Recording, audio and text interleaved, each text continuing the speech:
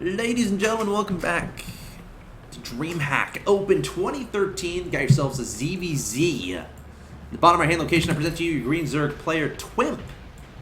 I have some results up here, so I'm going to start reading through them. This group is already in progress, so let me read through a couple of the scores to see where we stand exactly. After this, Twimp will be playing Gumiho, and I'm going to be casting that. So that's going to be fun. Group Stage 1 we're working on right now. Group Stage 2 will be tomorrow, I think. Tomorrow? Yeah, Group Stage 1. Group Stage 2 is tomorrow, I think.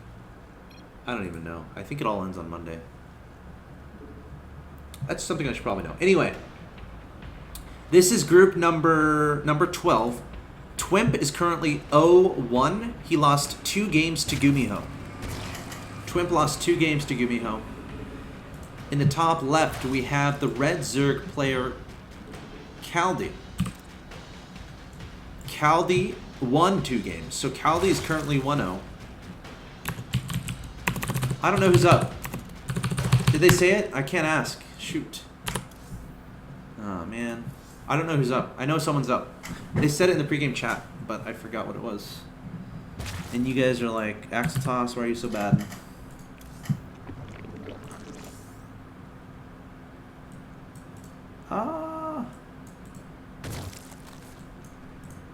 I don't know who's up. I feel so bad. I don't want to message them. So we're not going to necessarily know who's up. That's fine. We're going to cast this 1v1.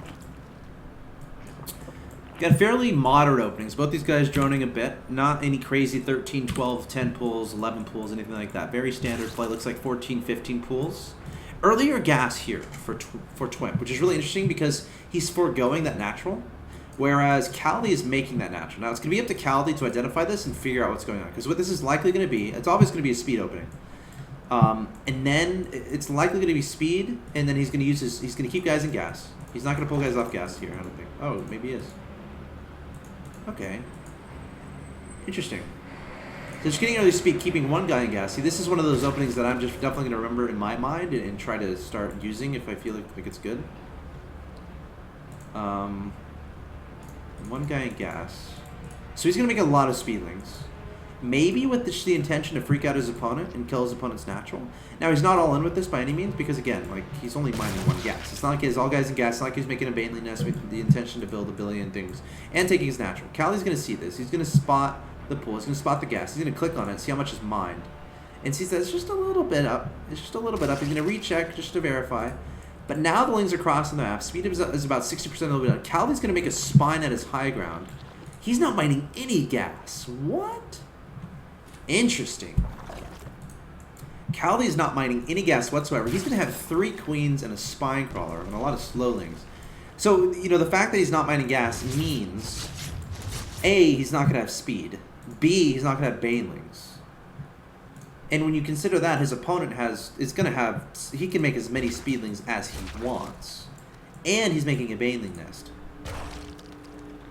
And this natural is not on high ground. This natural is pretty wide open. So he's dropping a creep back here to try to connect the main and natural, I guess.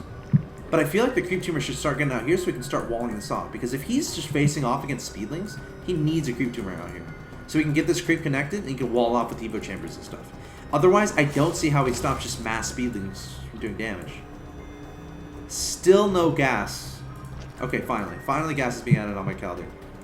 But very interesting style. Lots of slowlings. Now, slowlings versus speedlings up close in combat is pretty interesting because metabolic boost, it's a speed upgrade. It doesn't it doesn't affect the attack rate or whatever. It just makes you faster. So when you consider slowlings versus speedlings, it's not a gigantic deal. However, once this starts happening, wait for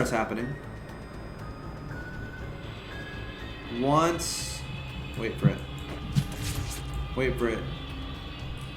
So I thought he was going to make banelings, but he's not.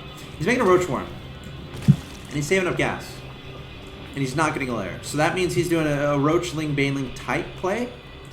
Still making drones in production though, so still focusing on that economy. I mean, he has decent saturation at both of these mineral patches. Now, let's see how much he invests into roaches. And I want to know where Kaldi's going. 100 gas. Is he going to make a layer? No. Yes? Layer timing is very soon for him. Not adding on a Baneling Nest. Relying on spines and queens and slowlings at this point in time. And there's the layer we were talking about. So, looks like a Spire play from him. Again, no investment into a Roachworm, no investment into a Baneling Nest. Means that, you know, the only logical choice from here is probably going to be that Spire. But, here's the problem. There's 11 Roaches on the way. Roaches are very good attacking units early on in the game. Especially before your opponent has any defenses out, or sufficient defenses out. And this needs to be scouted by Kaldi. Let's see if he scouts this. So he sees the Roaches. I'm going to go to his vision really quick. See how he reacts to this. So on Kaldi's vision, he knows about the Roaches. Putting guys in the gas.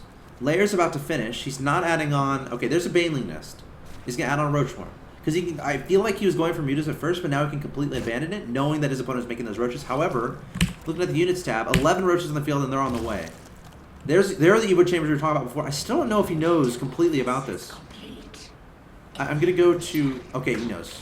There's the complete wall. That's exactly what he needs. Great move there. 11 Roaches are right here. He needs to spot this. Like, look at how dark his map is. These units came this way, all across the darkness, and now they're coming in to the natural expansion. More Spine Crawlers going down. Can Kaldi hold this off? Roaches targeting down Queens behind the wall. And using the links to target on the Evo Chambers get taken out, and now there's a hole in the wall. Baneling's not even started here from Kaldi just yet. The Baneling Nest is done, though.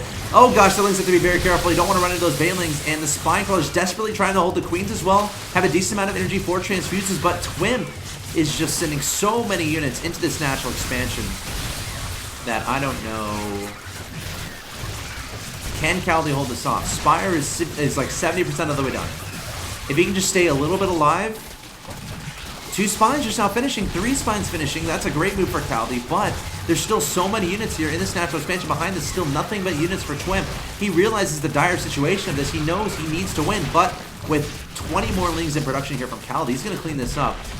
And I'm wondering, was the Spire spotted? He didn't even get into the main base. He saw the 2 gases, and he saw the lack of Banelings. He saw only the spines. He saw the Evo Chambers. All these are tells, right? Your opponent's not using gas. He's not making Roaches. Yet he has 2 gases natural. That's a tell that his opponent is going for Muta. However, only 2 Mutas in production. That's due to the fact he lost a bunch of Jones. So he has plenty of gas, right? But he doesn't have the money, right? He doesn't have minerals. So he's going to try to replenish that. But this has just turned into a very interesting game because I don't think either player is significantly ahead. Once these Mutas pop out, they can help deal with this aggression. And we have 3 Banelings here now from Twimp. Or, excuse me, from Kaldi. And now that Mutas are out, he's just going to attack them. He doesn't care about revealing them. In fact, he probably wants to reveal them, so he forces Twimp to start making reactions. Let's look at Twimp's vision and see what he's up to. Making 2 spores right away. There's a 3rd spore. Layer's almost done for him, so I wonder what he's going to do. Because I think he could go for Spire if he wanted. Because he hasn't started any... Has he started any upgrades? He hasn't started any upgrades, so he's not committed to anything by any means.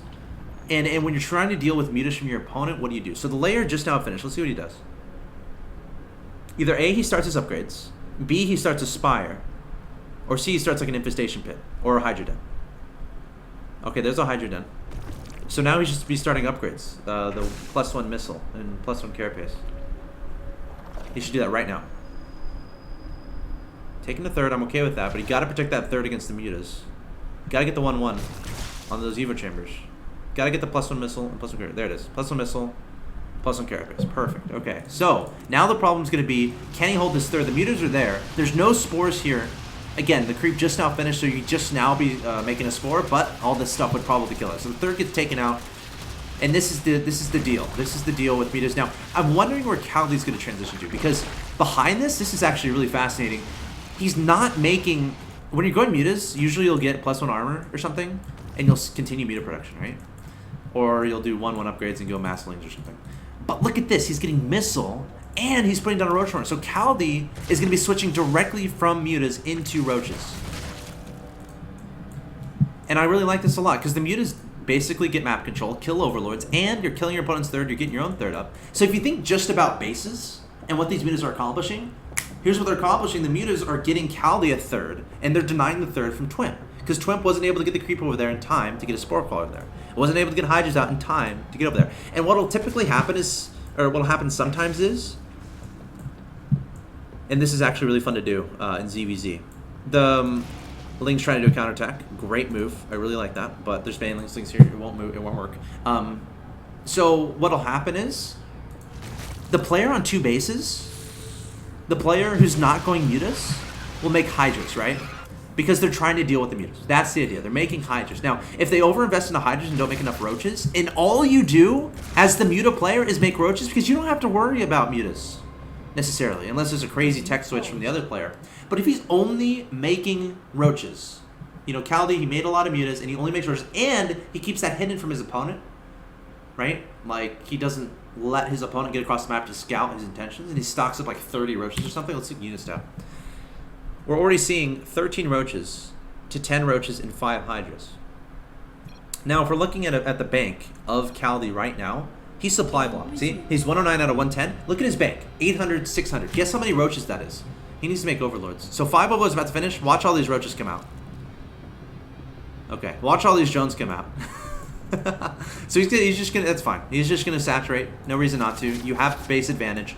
Why not saturate all your bases? But I feel like after that round of drones, he's really gonna start pumping out. Oh, he's getting Banelings too. Of course, Banelings are phenomenal against Hydras, but not so good against roaches. I think I might have preferred all those Banelings be roaches, honestly. I think he has the larva. He had the larva and economy to do it. And he does have Baneling speed. So I don't know if I agree with that many Banelings. And if your opponent just gets nice Baneling detonations with their own Banelings, all those Banelings could be worthless. And that's a lot of investment. He's making more. Or no, now it's Twimp. So 12 roaches in production from Kaldi.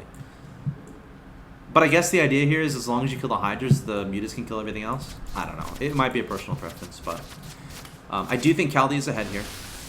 Still making a lot of roaches. I think his opponent is starting to identify exactly what's happening here, but this is so many Banelings. There's so much investment into that. Roach is coming forward here. The Lings as well. We got to be careful with those Banelings, but Kaldi coming in with everything. Great Baneling detonations from Twimp, in fact. Again, he used about 3 Banelings to kill like the 40 different. This is what I talked about. Roaches versus Hydras. If you can overwhelm with roaches, the Hydras don't even matter, and there's the GG. That was fun. Who doesn't like ZVZ? Like, seriously, ZVZ is awesome. Oh, gosh. I love ZVZ.